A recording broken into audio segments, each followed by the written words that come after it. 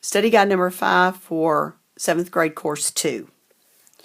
Number 1 has 3 parts to it. We need to simplify these. Well, in this case, we have an improper fraction, and we're going to take the 8, the denominator, and divide it into 108. So 8 goes into 10 one time, with 2 left over. When you subtract, bring down the 8. 8 goes into 28 3 times, which is 24. You have 4 left over. Now, usually if you're writing with fractions, you're not going to do it with a remainder. So you could either add a 0 and do it as a decimal. When it's fractions, I'm going to do it as fractions. So I'm going to come up here and write 4/8, which I can reduce that by dividing by 404 and get 13 1/2. Letter B, 5 4/3. Well, the problem with that is a mixed number, but it has an improper fraction in it. So let's come over here and take our 4/3 and divide 3 into 4. And it goes one time with 1 left over with a divisor of 3. So now we need to put the 5 back with it, and that will be 6 1/3. Okay, 120 over 150 is proper, it's fine, but it's just not lowest terms. We can first divide by 10 over 10 by just marking out the zeros and get 12 over 15. Now we can divide both by 3 over 3, and we get 4 over 5, and that's in lowest terms. When you do the prime factorization of 150, they're just wanting the factor tree. So I'm going to do it the short way by starting with 2. And 2 goes into 150 75 times. Well, 2 won't go into 75, so we go up to our next prime number, which is 3. And it goes 25 times. Well, at that point, 3 won't go into 25, so we go up to the next prime number, which is 5. And it goes 5 times, which leaves me prime numbers at the bottom. So the factor tree of 150 is 2 times 3 times 5 times 5. Now technically you can write them in either order because they are commutative. Multiplication is commutative. I usually put them in numerical order. Number 3, 624 books were packed in 26 boxes. If each box contained the same number of books, I did correct these on this one, how many books were packed in each box? So I can take the 624 and divide it by 26, and 26 will go into 62 2 times. 2 times 26 is 52. Subtract, you get 10, and bring down the 4. Well, when you start looking at 26 into 104, if you see how close it is, 25 would go into 104 times. So let's see what 26 times 4 is. And it is 104, so it goes exactly 4 times. And so each box will contain 24 books.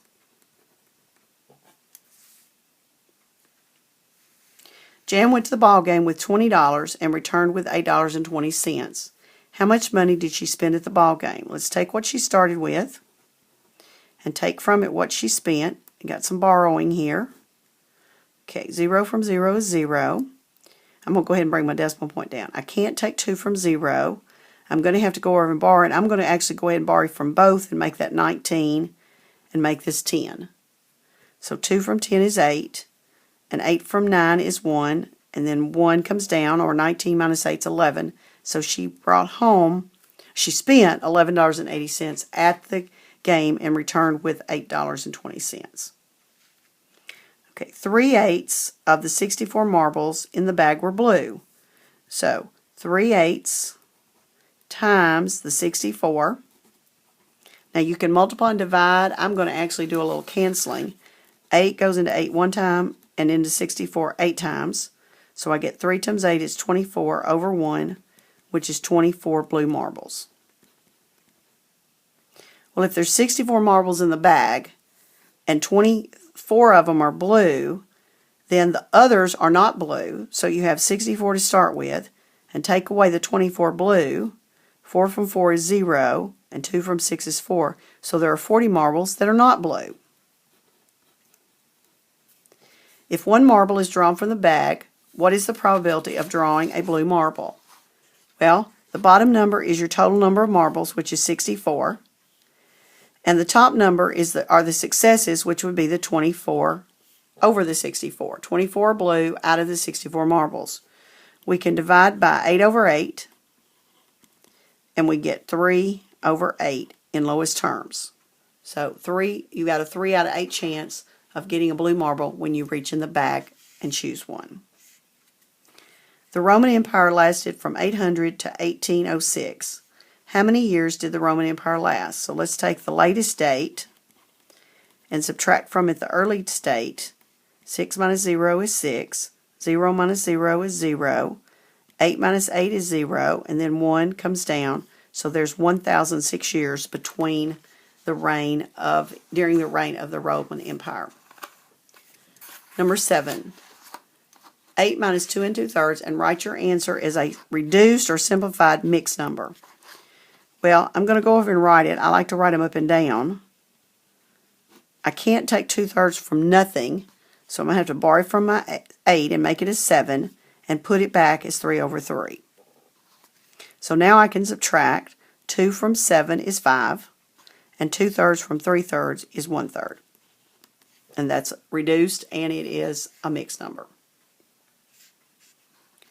Now we're going to add mixed numbers. We've got 4 and 3/5 plus 2 and 4/5.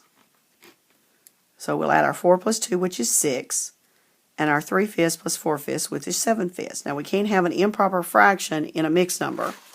So let's take the 7/5 over here and divide it, and we get 1 2/5.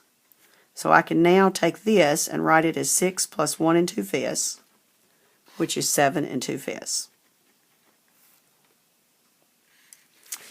The next one will be subtracting. I think I'm going to go over here and do it on this far side, and we will have to do some borrowing, and again we want it as a mixed number. So I've got 5 1/3, take away minus 2 2/3. Okay, I can't take 2 from 1, can't take 2/3 from 1/3, so I'm going to borrow from my 5 and add it back as 3/3. We did this in class talking about pies and cutting them up, and you can't take 2/3 of pie if you only have 1/3 away, so you've got to cut up one of your other pies.